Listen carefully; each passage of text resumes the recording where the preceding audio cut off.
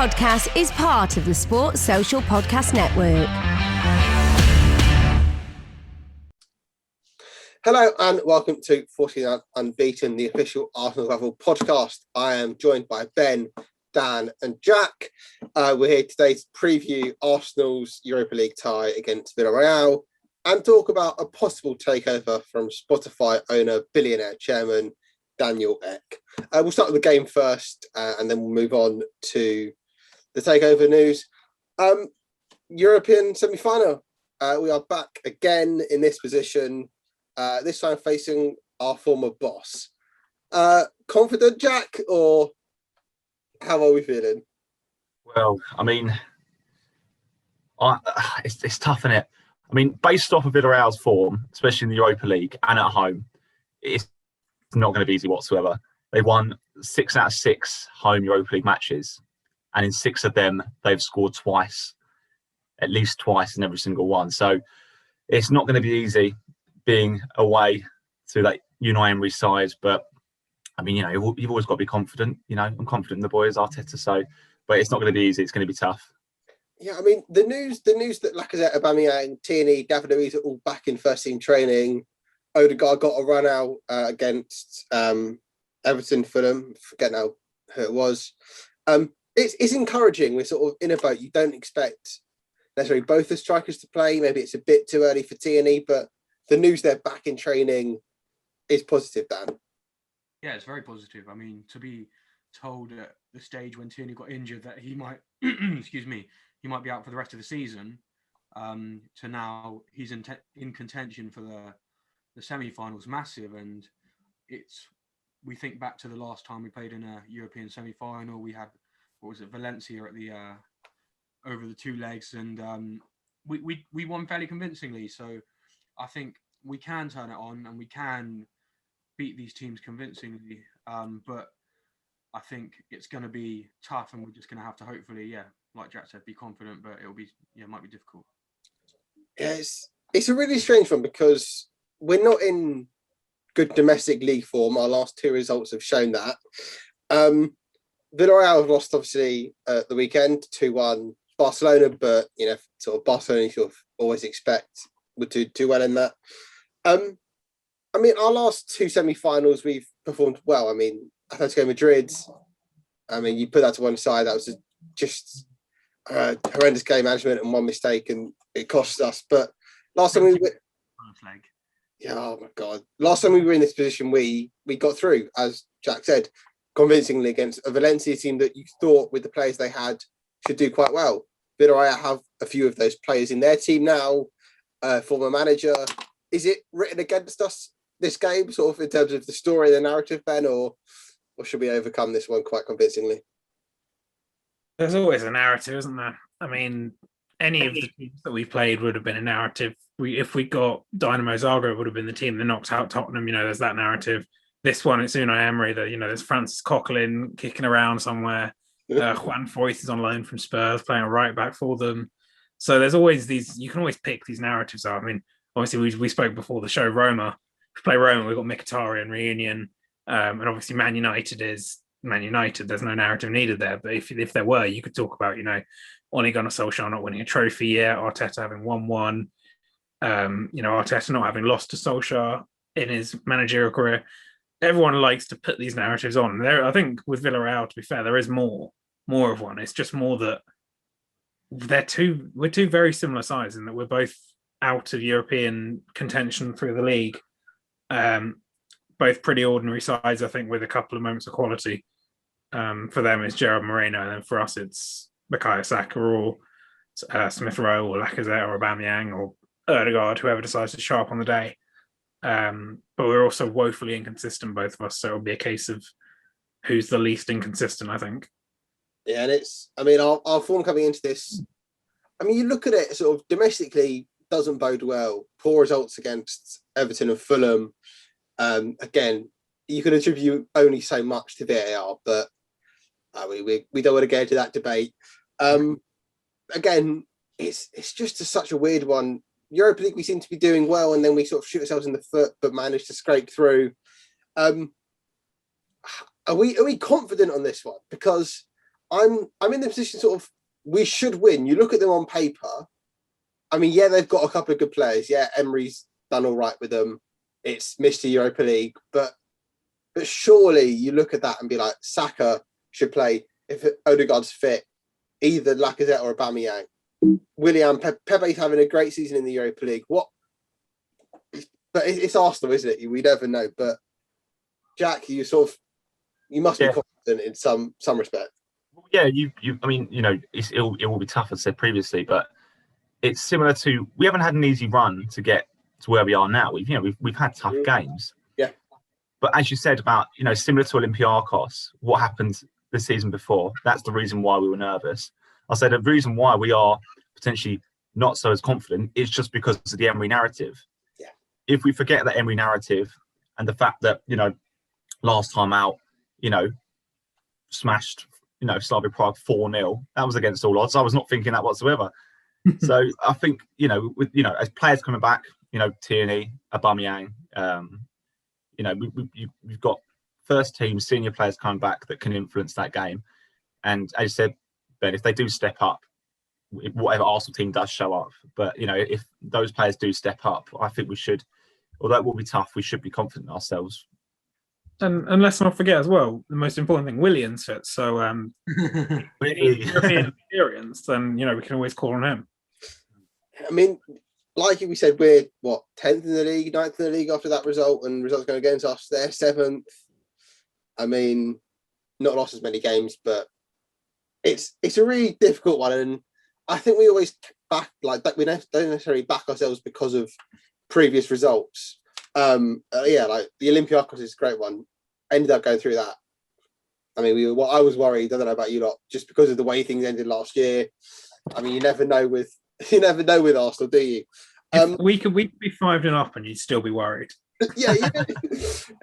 But we are away first, aren't we? I think.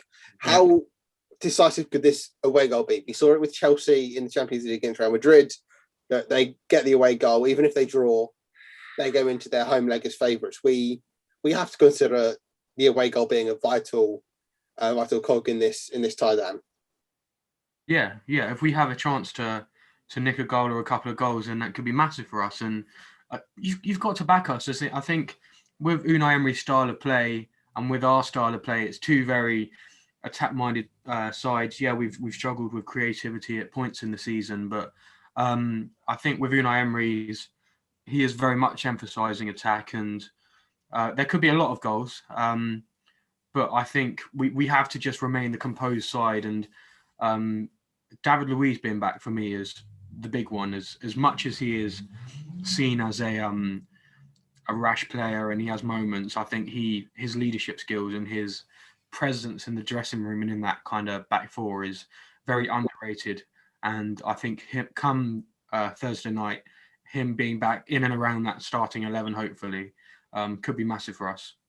Yeah, I think if David Luiz doesn't play, I think Pablo Mari will probably get a run out.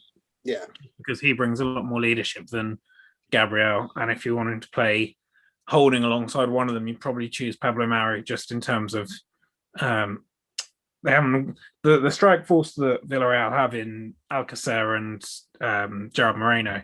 They don't have a lot of pace about them. They've got a lot of sort of physical presence, but there's not a lot of natural speed there. And so I think that if you're bringing in someone like Pablo Mari and Rob Holding, neither of them are going to be quick, and they'd probably be exposed if there was a faster striker. But looking at the side that Villareal put out normally, unless Chuck Wazy aside, really, they've sort of got quite a slow, methodical side. They're quite technically well suited to the way Unai Emery wants to play. So I wouldn't be surprised to see those two playing in defence. Pablo Mari's he's a Villareal fan, though, isn't he? Is he? I didn't know that. Yeah. It came out. He apparently is he followed Villareal and Valencia. So. Oh, I take that back. Then we're going to be playing Callum Chambers and Rob Holding at centre back. I mean, Mari did do the media duties. This week, didn't he? So you sort of quite a big Villareal fan, apparently. So it doesn't want to be a tell, but often if you do the media duties, you're in contention. Very true. I don't know, Ben. You being that bit older than us might remember the game against Villareal, 2006, I think it was, if I'm not mistaken. penalty shootout went to Lehmann with the save. I think it was. Raquel's penalty, wasn't it? Yeah, Raquel. I mean, we obviously cannot figure that. We can't take that into any consideration. But I mean, historically, does the tie favour us? I mean, I think that if anything, Villareal will be looking for a reason to get revenge. You know, they don't. They've got so many things that they could draw on. You know, Unai Emery himself will be wanting to outthink Arteta and prove that he was wrongly ejected from the Arsenal hot seat. You've got obviously the game that we just talked about in 06 with Riquelme's penalty being saved by Lehmann. That's huge because was that the last semi-final Villareal were in? I think we knocked them out in. Yeah, I think so. Oh, I mean, I could be very wrong there. I've not followed them religiously over that time. It was certainly a contentious moment for the history between the two sides, and that's probably the last time we've played them. I think so. It would be a case of looking back. But then again, football's changed a lot since then. Do players really care about something that happened 14 years ago? It's not exactly like for the badge as much anymore, if that makes sense. It makes me sound really old saying that, but a lot of players are there for the global brand of the club and not necessarily for the history of the club. Like if it was Tony Adams and Steve Bold playing tomorrow night on Villareal's side, you'd be something different, but it's not. Yeah, I think it's something more fans hold on to than current crop. I don't think any of the crop of players really know or care too much about it. Maybe some of the Hale End graduates sort of know about it, but apart from that, I seem to say this and ask the same question every game. Over these two legs, is this make or break now for Arteta? The current form that we're finding ourselves in, the way things have gone, Super League fans revolt. I know it's not being against Arteta or the management of the club, but you've got to think, I mean, if the Kroenkes are still there, this is their investment, this is their business. Things aren't going their way. Get a new manager and give him 100 million quid and we'll sort of, let's hope fortunes change.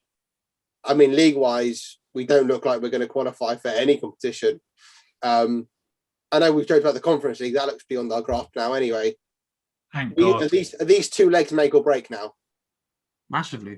These are our only chances to get into Europe. And I think for the future of the club, no matter if it's Kroenke or if it's Daniel Ek, then it's going to be huge as to they will want us to be in European football for the brand and for the brand that they're going to be investing in and representing. So it's especially as well as for us as fans in our summer transfer plans. I think we want to have a higher transfer budget where we can have, obviously there's going to be so many losses anyway within the season and through COVID and that. But when fans come back into the ground next season, we're going to want to have the highest level of competition. We're going to want to have the highest level of players we can bring in. We want to be able to target top players like Jack Grealish, like some of these big names that we want to sign, rather than potentially looking at St. Maximan. Like, yes, he's a good player, but we want to be buying the best of the best, if that makes sense. Is his job safe? I mean, in all honesty, yeah. I mean, because there are a few sections of fans I've seen around that genuinely are worried that if we go from whatever it was, eighth in FA Cup to potentially 10th and no trophy, isn't a good enough.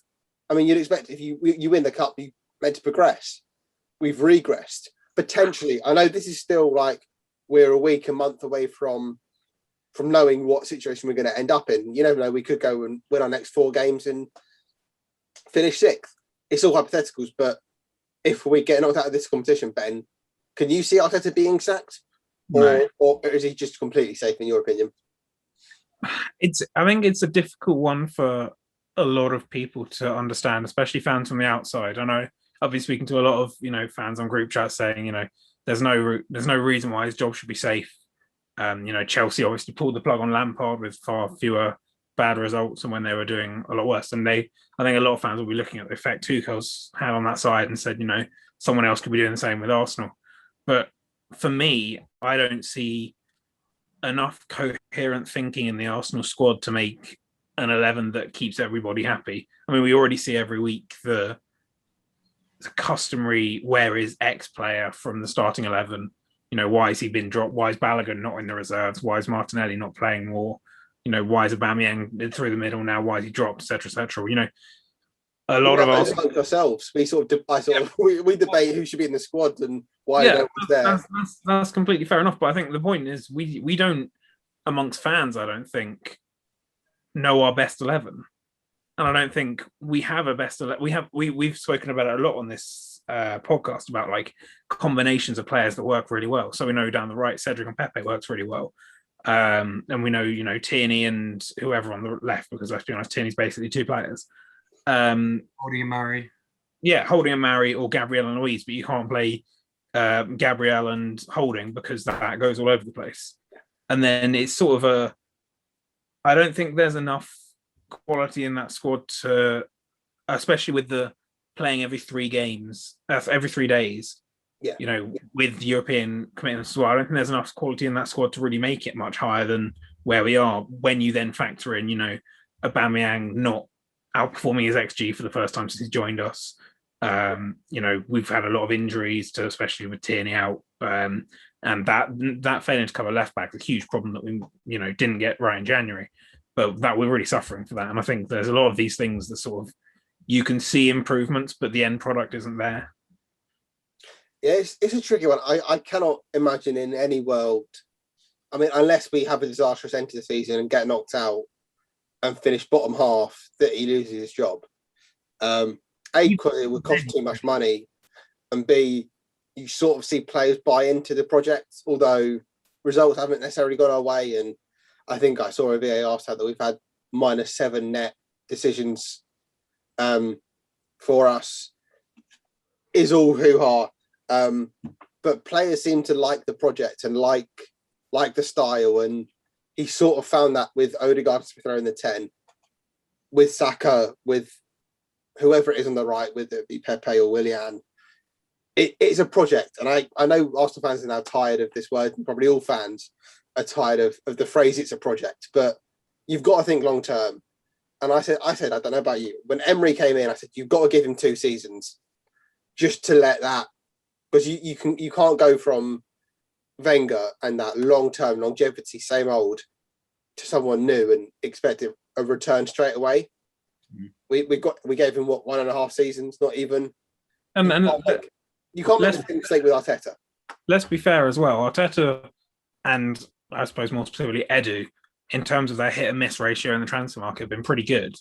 They've done quite well with Cedric, who I think's been fine. He obviously got a loss issues when we bought him from fans, saying he wasn't good enough and why are we signing a 28-year-old, etc., etc. Pablo Mari's been fine again. I think he's been a lot better than a lot of Arsenal fans expected. Yep. Because Matt Ryan's a sensible. Matt Ryan's fine. Partey and Gabriel both immediately improve our starting 11 when they play, so they're sensible. The only one you can really have huge question marks over is Willian, and then obviously the personal relations that have gone on with Saliba, Guendouzi, even Reece Nelson to an extent. But that's going to happen with every squad, and I think because Arsenal are so under the microscope because we're not performing, everything is blown up hugely.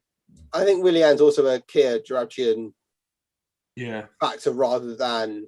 I mean, I can't imagine Arteta was like, right, I want you to go and get me Willian, who finished wherever he finished with Chelsea and at 32 or whatever, how old he is. I mean, I assume that's a Edu Kia Jurabchian thing rather than a Arteta target. We've sort of covered it. I mean, we'll go for predictions and then we'll get into talking about Daniel Ek. Again, we don't know team news yet. We're still, as we're recording, a day away from the game. We know who's training, who's in contention. Jack, we'll start with you. What's your prediction for the game? How's it going to end up? Well, they're definitely going to score. They're definitely going to score. So, but I think we'll get an away goal. I think it'll be 1-1. I'm going to go 1-1 draw, and then we'll win it the second leg. Oh, I like it. I'll take that actually. Dan? It's a tough one again, but I agree with Jack. I think there'll be goals. I don't have enough faith in us to completely keep that clean sheet, but I'm going to say 3-2. Okay. Ben? I was going to say 1-1, but for the sake of being different, I'll say 2-1 to the Arsenal. I mean, I'm never going to predict to lose, and I can see us. I'll be honest, I can see us being quite comfortable in this game, provided we actually turn up and play some football. But obviously, Arsenal have the issue where they have to beat Arsenal as well, and I can see us conceding a goal just through sheer stupidity. It'll be something ridiculous, like Ceballos tripping over his own shoelaces. Again, both my predictions have been already used. So again, like Ben, for the sake of difference, I'll say 3-1. We seem to be more comfortable in the away legs than we have been in the home legs recently. I mean, I sort of hope that we don't win the away leg though, because we are so much better under pressure. If we're like Olympiacos, we turn up with a 3-1 away lead, we're just going to sit there trying to hold out and just. You don't want to be too comfortable, do you? Because sort of their players get too cocky and think it's all over. Just to touch on it real quick, Josh. Sorry to interrupt, but like, what do you guys make of the whole Ceballos situation? And he's come out this week and he said some quotes. He said that he feels that he's learnt a lot in the Premier League, but he thinks that La Liga is best for his style. Do you reckon he'll actually, with Ceballos, do you think that's that for him now? Like, do you think we'll keep him or? I think that was that for him 2 months into the season, to be perfectly honest. I think we brought it back for the sake of bringing him back. I mean, he had a good end to the season, sort of. It made sense. It made sense a year ago to bring him back, didn't it? Sort of, he hit that form. He was playing well, scored the winner in the quarterfinal of the FA Cup. Yeah. And then we sort of got to that point now where the issue with Guendouzi, he went, Torreira went, there was no real cover in that position, and we didn't know what was going on with Elneny. I won't be sad to see him leave. He's not set the world alight, has he? No, I wanted him to stay when he did when from the FA Cup final, because I think he was one of our best players, and I did really enjoy watching the style of football he played, and I think he was crucial in that squad. But it's just not worked out for him this season, has it? And I think if he played well and he'd been consistent and he'd kept on that kind of form, we'd have wanted to have signed him permanently. Or, I mean, to be fair, you've got to sign him permanently at that stage because you can't have a loan for 3 years, can you? So, on the talk of players, I don't know if you saw the quotes from Lucas Torreira's agent earlier today. He basically said his time's up in England, whether that's Boca, he's got offers from France and Italy, that's where his desire is to play. And it's basically all over in... Get him to Italy. Yeah, I mean, Italy makes the most sense. He's settled there, Sampdoria. I mean, Boca can't afford his wages anyway, or the transfer. I don't understand the point of playing there, but there's no...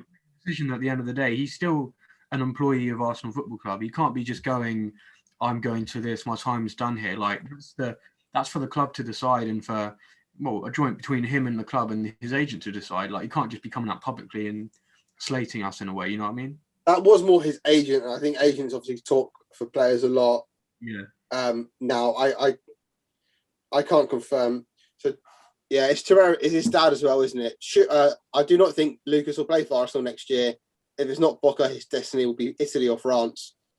We are left with desire. Instead of generating joy, we generate an inconvenience to Boca's leadership. Right. I mean, let's be fair. He's what, 25 now, 26? Yeah. He's played a minimal amount of minutes at Atletico Madrid. I remember there was a lot of talk of Simeone trying to spite us by, dropping his value or whatever.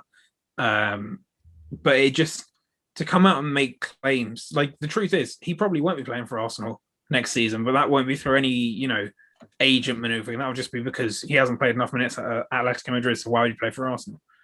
I mean, we could have Mohamed Elneny in there quite happily instead of Lucas Torreira, I think. I mean, I'm not happy with Elneny instead of Torreira, but I understand the point. I just think with Arsenal, we've got too many players that sort of want to dictate terms to the club, and it just seems a bit ridiculous. Torreira can go, Guendouzi, if he's not willing to shape up, can go. Ship out the ones that want to act like they're too big for the club, and bring in players that actually want to be part of something that is trying to be built. Well, I mean, according to Josh, it's no transfer plans have been curtailed as of this Super League announcement. We've still got big ambitions and big promises, and we need them to be delivered.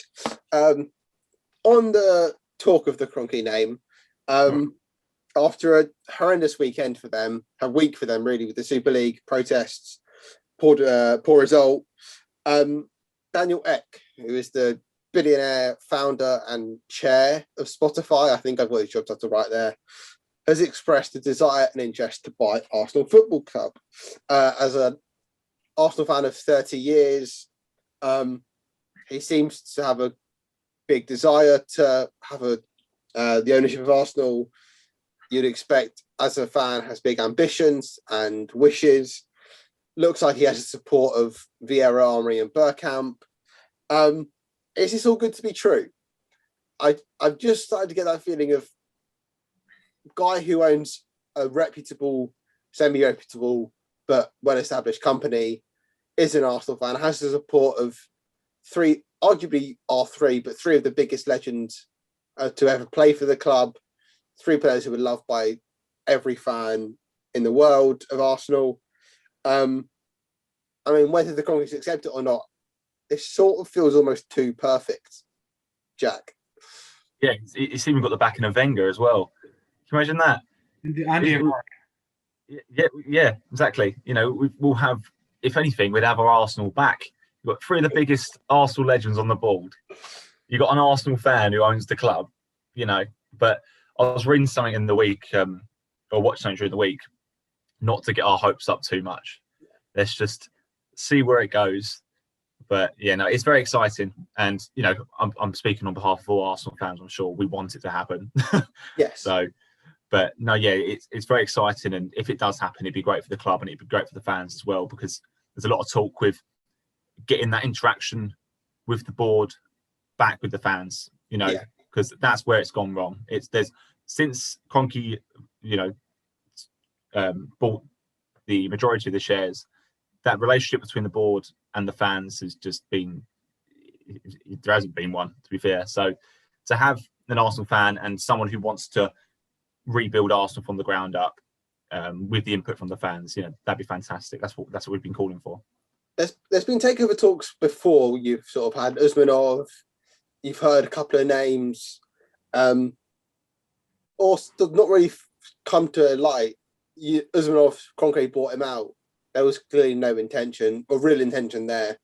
This one, you sort of think that it's been in the works for a while.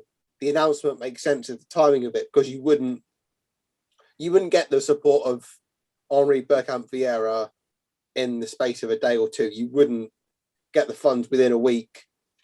Do you disagree, Ben?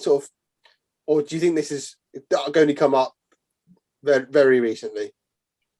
I don't know, and I also don't know. It's an improvement, but is it would Arsenal fans rather that the Kroenkes came out and spent money? Do we think, or do you think they'd rather a board that say Daniel Ek comes in, changes nothing about the financial structures of the club, keeps it completely self-sustaining, and then brings on, you know, more interaction with fans? Is that what fans? Because for me, the majority of Arsenal fans I've seen are excited by the prospect of Daniel Ek coming in to change the. You know, it's a bit like a Sheikh Mansour or a Roman Abramovich coming in to spend a load of money on new players. And that just seems like it's sort of misdirected anger at the Kroenkes if they just want the Kroenkes to spend money. But the argument with the Kroenkes is, they claim they're going to invest in the club in the summer. But they're like, if you've not done it for the last 10 years you've been here, why all of a sudden now?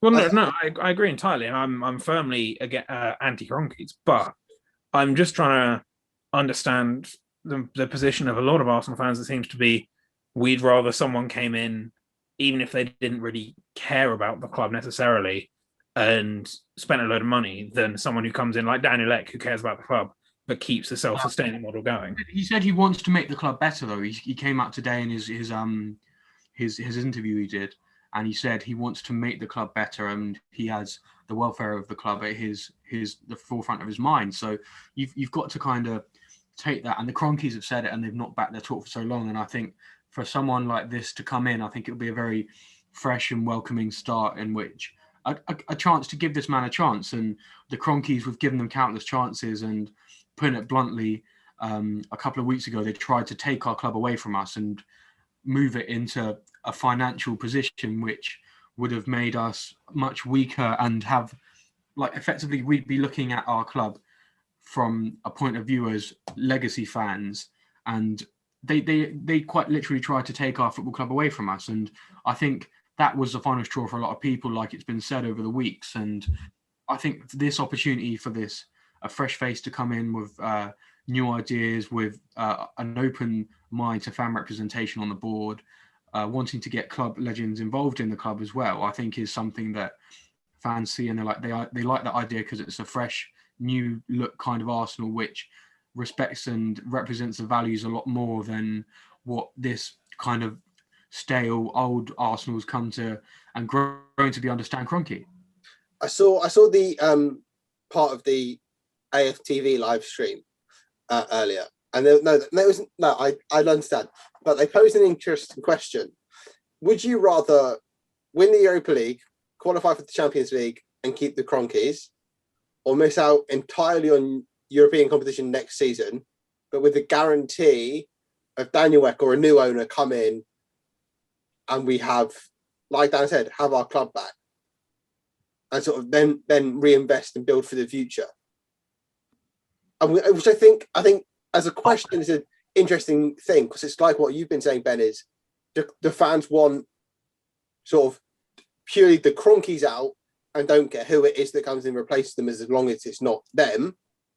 Or do we want someone who's actually coming in, who cares about the club, who wants to rebuild the club, and we take a hit on sort of short-term success, in the view that we're getting our club back, we're getting the fans involved on the board potentially, we're getting someone in who wants to help the club rather than using it as a sort of dodgy financing deal for his LA Rams? If we get into the Champions League through the Europa League and the Cronkies stay, we will be the same club. We will finish bottom of our group. We'll probably finish the same position as we have this season, because the Cronkies will still be there, and they won't go, proven before. They have promises, and they haven't been, they haven't been made. So, they haven't gone on their word. So I would rather, the state that Arsenal is at the moment, Arsenal is not Arsenal. Arsenal at the moment is not the club that I grew up loving and love to watch. Do you know what I mean? Mm-hmm. I would rather us not in that situation, in that, those two options. Hypothetical thing. Yeah. I would rather Arsenal not get Champions League. We get knocked out, in a week's time to Villareal. If that means that Daniel Ek comes in and rebuilds Arsenal from the ground up, gets that relationship back. Some fans aren't even, there's a divide between fans as well, most of the time as well. So, if someone's going to come in and rebuild Arsenal, rebuild that relationship, make it the club that we grew up loving, and, we want to see, grow and develop and continue to achieve, then I'm all day long, I'd rather miss out on Champions League next season if that means that we get Daniel Ek in. Is it the same consensus across the board, Ben, or would you rather take the European competition and the money that the Champions League brings and finally a European trophy? I think a lot of owners are going to be, not Kroenke level bad, but no owner's going to be, no matter what they say, willing to take, hundreds of millions of losses year upon year, especially not one, who's like Daniel Ek, who's built his money up from Spotify, etc., etc. And the projections for Spotify and the amount he'll be worth in a few years is ridiculous. I can't see him willing to trade all that in to take on what is, a financial burden in Arsenal. Mm-hmm. With the money we're spending at the moment and the way we're trying to cut back on wages, etc., etc. But I think that despite everything you said about Arsenal not necessarily being Arsenal, there's nothing that the Cronkies can do to change the fact that winning a European trophy in 6 weeks' time or 4 weeks' time, whatever it is, would be probably the greatest night of our lifetimes as an Arsenal fan, whether we feel like this is the club we grew up with or not. that's going to be tainted regardless if we get knocked out, if we win it. But winning a European trophy is just something that we haven't experienced, and it will put, I think, a lot of the. Yeah, no, of course, yeah, I'd love to win Europa League. I'm not saying that I don't want to win the Europa League. I'm just saying in that, in that situation. Yeah, but I think that there's a lot of possibilities within what Stan Kroenke's not doing to make positive changes. I don't think we'll be as bad next season as we are this season, for example. I don't think we'll be significantly better. I don't think we'll be challenging for the top 4, but I don't think we'll be this bad. Maybe that is naivety to a large degree, but I think that there's movement in the right directions. There's players coming back that are going to be improvements of what we have. There's a lot of money that can be raised through sales.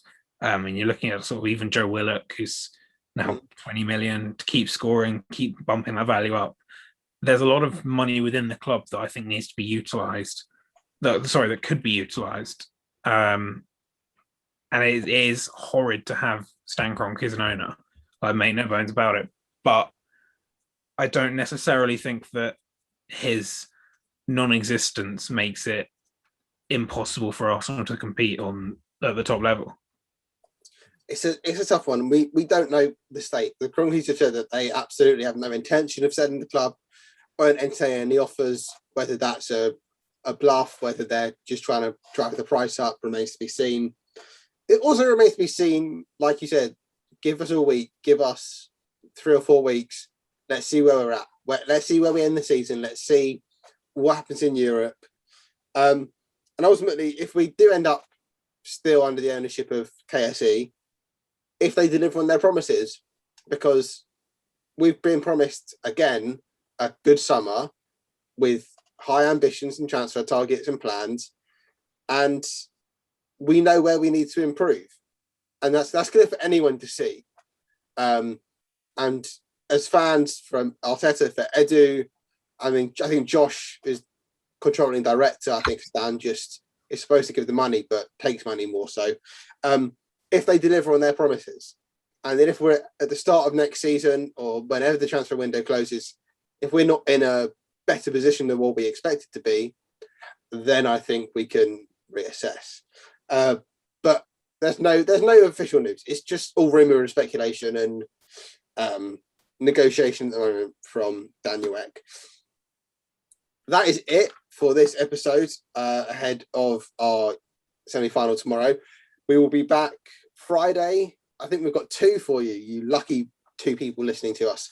We will have a review of hopefully a comprehensive European win and a preview of our trip to Newcastle. I think it's Newcastle at the weekend, isn't it? Yeah, Newcastle away. That long journey to at least Joe Willock's going to be ineligible. Yes, so they can't score a 97th minute equaliser. We will have 2 for you this weekend, and then we'll be back next week to review Newcastle, to look ahead to another semi-final, second leg, and to preview our West Brom game. So we've got a lot of episodes coming for you in the near future with a lot of games coming. So thank you for listening. Thank you for watching. Make sure to like, subscribe, comment, share, follow everyone you've seen today on all social media platforms. Links are in the description. And have a nice evening. I will speak to you soon. Goodbye. Find more great shows or join the team at sport-social.co.uk.